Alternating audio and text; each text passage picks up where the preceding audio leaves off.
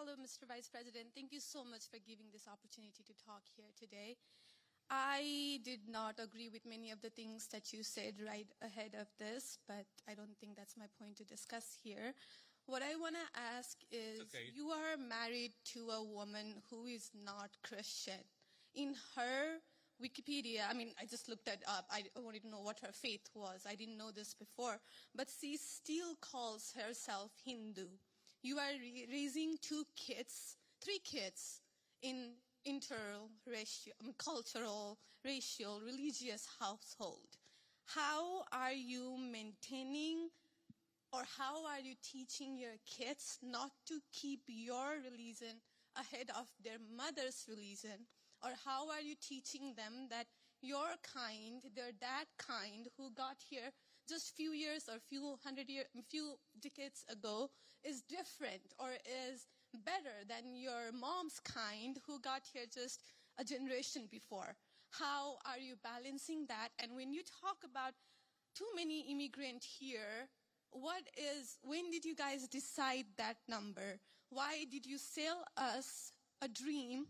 You made us spend our youth, our wealth in this country and gave us a dream. You don't owe us anything. We have worked hard for it.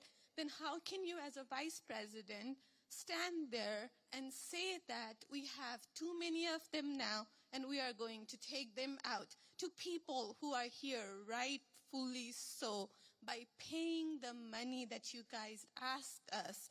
You gave us the path, and now how can you stop it and tell us we don't belong here anymore? And one more thing. One more thing. Sure. Do you have to There's be... a lot there. I don't know if I'm going to remember all this, but I will try. I'm sorry. I had to say all of this, and please take it with due... I'm saying all of this with due respect. Go ahead. Please. I have no intention of causing a scene here or anything, but... We're not close to causing a scene. Don't worry. But we talked about Christianity, all of this. I'm not even Christian, and I'm here standing to show support.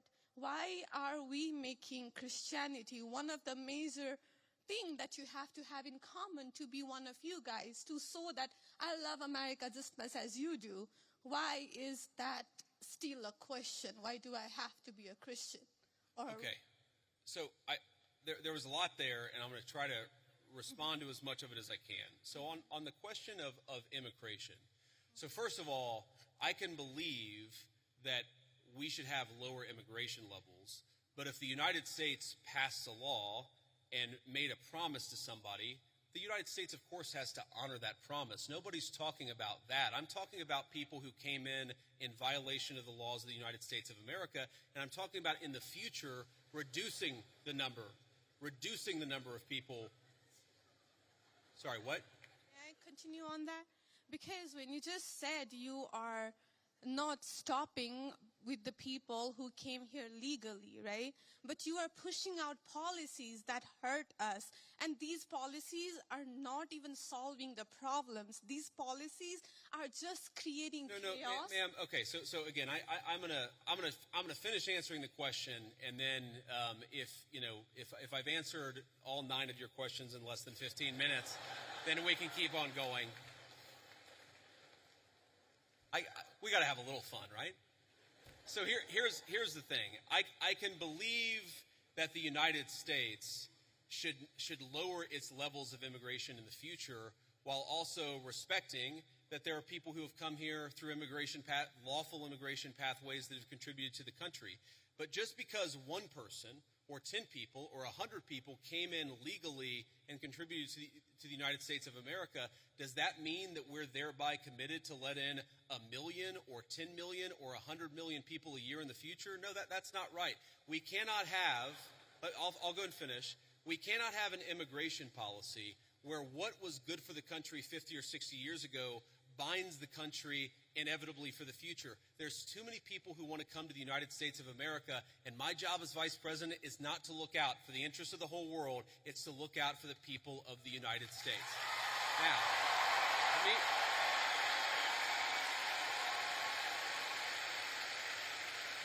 Now, you asked a personal question about our interfaith household.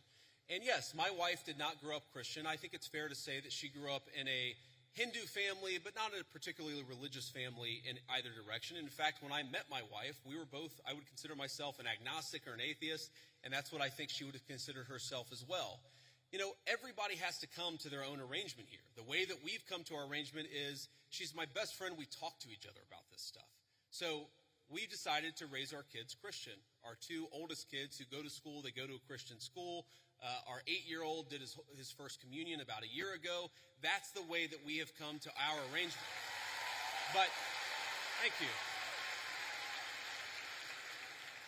My 8-year-old was also very proud of his first communion. Thank you, guys. I'll tell him that Old Miss wishes him the best.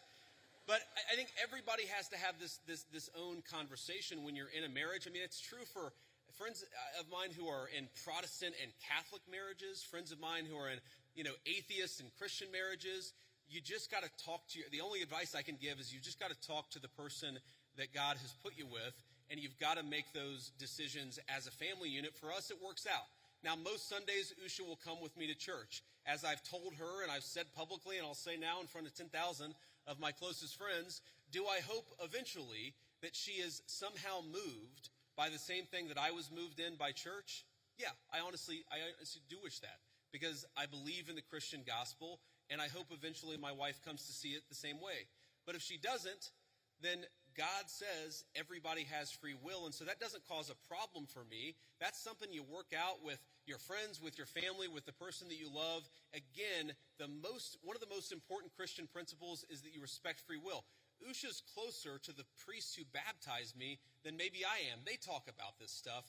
My attitude is you figure this stuff out as a family, and you trust in God to have a plan, and you try to follow it as best as you can. And that's what I try to do. I want to make a final point. So I don't want to cut you off. I want to be respectful to all the people behind you in line. But I want to make this point about immigration, okay? If you ask the question, what is the exact right number of immigrants for the United States to let in, it is just very specific on the context. If you go back to the 1920s, the United States passed an Immigration Reform Act that effectively cut down immigration to close to zero for 40 years in this country. And what happened over those 40 years? The many, many people who had come from many different foreign countries and different foreign cultures, they assimilated into American culture. And there was an expectation that they would assimilate into American culture. I think we have two problems in our immigration system today. And my guess is you're probably a slightly more leftist political persuasion, liberal political persuasion, maybe not. But here's the thing. I remember back in my establishment GOP days when I was still very early getting involved in Republican politics, I remember a conservative think tank person who told me that one of the reasons why immigration was really good is that if you had enough diversity in a country, people would mistrust each other and they wouldn't join labor unions. Okay? So when I see a lot of left-wing people who theoretically support organized labor saying we need to flood the country with a limitless number of immigrants, they're unwilling to set any limitations on it. My response to that is you are destroying the very social trust on which American freedom and prosperity was built. And that is really important to me. So the honest answer to your question, what is the exact number of immigrants America should accept in the future? Right now, the answer is far less than we've been accepting. We have got to become a common community again, and you can't do that when you have such high numbers of immigration, which is one of the reasons why we have the immigration policy we do. Thank you. Next.